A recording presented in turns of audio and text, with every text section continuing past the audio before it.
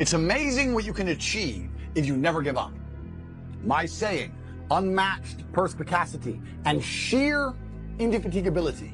That point is important. Sheer indefatigability, the inability to become fatigued. If you never quit, if you never give up, if you never give in, you're gonna get exactly what you wanted.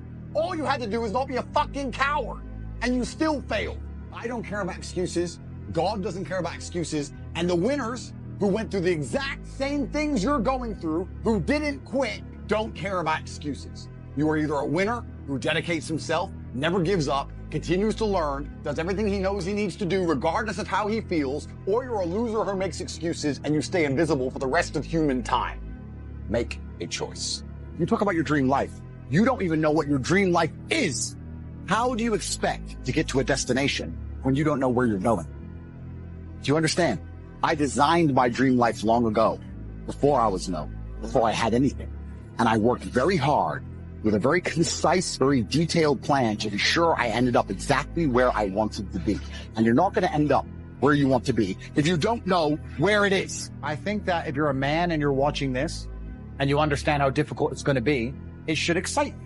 It should excite you the fact that you may end up in trouble. It should excite you the fact that it's going to be hard to convince people. You should wake up and go, you know what? Instead of just living happy and comfortable and having my bed and my bugs and my pod, no, I have something worth resisting. I have something worth fighting for. As a man, if you're not capable, your love means nothing anyway, right? You can say I'm a man and I love my dog, but if you can't feed that dog and you can't home that dog and you can't afford to take that dog to the vets and you can't protect that dog, then your love means nothing.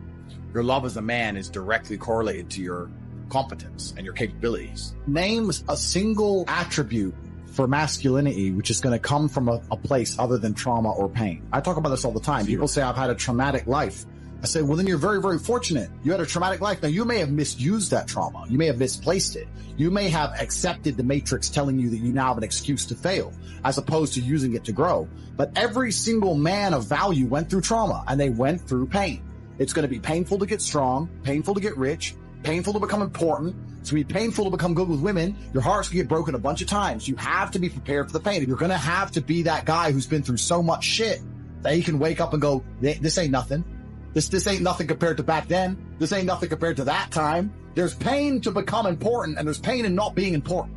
You're not supposed to be happy, and you're not supposed to be content, and you're not supposed to be satisfied.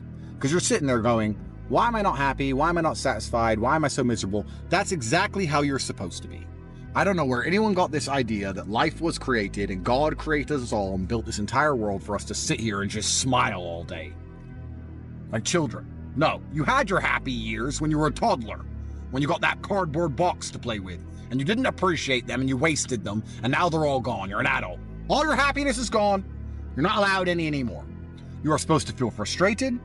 You're supposed to feel like there's so much that needs to be done. You're supposed to feel like you could have so much more from your life. You're supposed to feel motivated and on fire. You're supposed to feel lots of things, but not necessarily happy. I would say, although my life is basically perfect, I wouldn't call myself happy. I don't like that. Am I content? Yes. Am I absolutely capable? Do I have everything I've ever wanted? Yes. Do I have everything I've ever wished for? Can I have anything I desire to have? Absolutely. Am I respected? Yes. But do I wake up every day like, not really. And I think the people who do that are not particularly successful people. If you are constantly chasing happiness, you are going to fail. If you're constantly chasing happiness, you're going to end up doing hedonistic, dumb shit. You end up drinking, taking drugs, doing anything it takes to feel happy. If you're constantly chasing respect or importance, perhaps you will have a far more remarkable life filled with achievements. So you have to ask yourself, do you want to be an important man who is respected, or do you want to be happy?